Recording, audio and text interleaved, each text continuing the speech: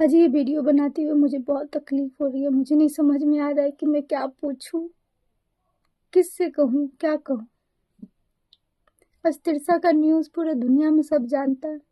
तिरसा ही नहीं, दीपिका है, बहुत सारी ऐसी लड़कियां हैं जो दहेज के लिए मार दी जाती है, जैसे उसकी जिंदगी का कोई कीमत नहीं है। फिर भी हम उन माँ बाप से पूछना चाहते हैं कि आप अपनी बेटी को 25 साल 30 साल अपने पास रखते हैं, उसके चेहरे पे अगर थोड़ी सी सिकन आती है तो आप बर्दाश्त नहीं कर पाते हो, तो शादी के बाद एडजस्ट करने के लिए क्यों कहते हैं? जब आपकी बेटी आपसे कहती है कि मम्मी मुझे ठीक नहीं लग रहा है, पापा मुझे ठीक नहीं लग रहा है कुछ, तो बेटा एडजस्ट करो। क्या फायदा ऐसा न्याय का? जब बेटी ही नहीं आपकी रहती है तो आप न्याय क्या करोगे? तो ऐसा न्याय का क्या फायदा? अगर आप पहले सुन लिए होते तो शायद आपकी बेटी जिंदा होती। क्या वो हर एक बेटी जिंदा रहती जो दहेज के लिए मार दी जाती है जानवरों की तरह? कितना तकलीफ होता होगा जब उसको मारा जाता होगा,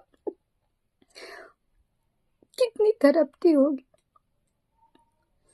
आप माँ बाप से विनती करते हैं, बेटी तो देते ही हैं, कम से कम दहेज वाले घर में बेटी को ना दे, उसमें बेटी और नहीं रह पाती है।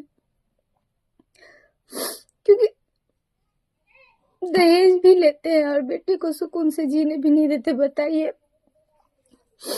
जो बेटी आपके साथ 25 साल 30 साल हंसी खुशी रहती है, वो बेटी वहां पे 10 दिन नहीं रह पाती है, 6 महीना नहीं गुजार पाती है। क्या फायदा ऐसा दहेज दे के शादी करना? इतना दिखावा करने की क्या जरूरत है? और दूसरी बात, हम उन लोगों से कहना चाहते हैं कि आपको दहेज चाहिए, आपको धन दौलत चाहिए, ले लो, जिंदा छोड़ दो, कम से कम ऐसे मारो मत। हाथ नहीं कांपता है जब आपके घर की बहन बेटियों के साथ वैसे मारा जाए? तो आपको कैसा महसूस होगा? तिरसा की सास भी एक औरत है, क्या उसे इतना भी नहीं लगा कि हाँ, या तिरसा या कोई और भी, वो भी तो इंसान ही होती है ना? कैसे मार देते हो यार?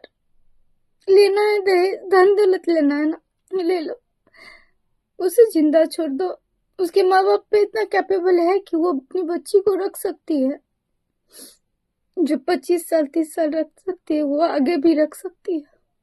कम से कम मारो मत। और तीसरी बात, हम उन हर लड़कियों से कहना चाहते हैं कि सेल्फ डिपेंड बनो, शादी करो, लव मैरिज हो अरेंज मैरिज हो जो भी है करो, लेकिन अगर 1% भी लगे कि कुछ ठीक नहीं है, हम नहीं कर पाएंगे, तो प्लीज घर आ जाना।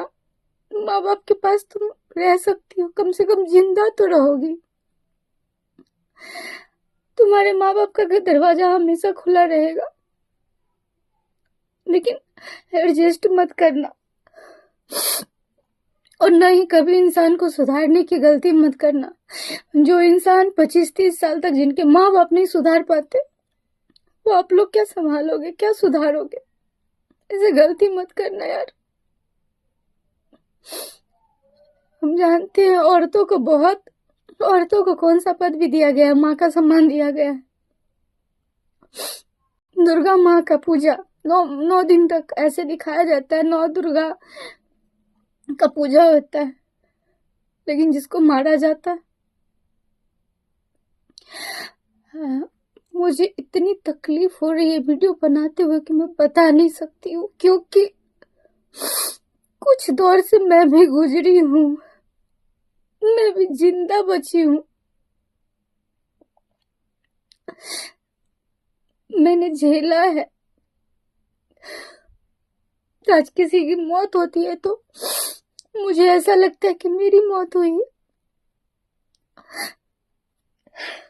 प्लीज मैं विनती करती हूँ उन माँ बाप से, अपनी बच्ची को संभालिए, अपनी बच्ची को समझने की कोशिश कीजिए। उन इंसान से तुम धन दौलत के भूखे हो, धन दौलत ले लो, उसी घर से निकाल दो, जिंदा छोड़ दो।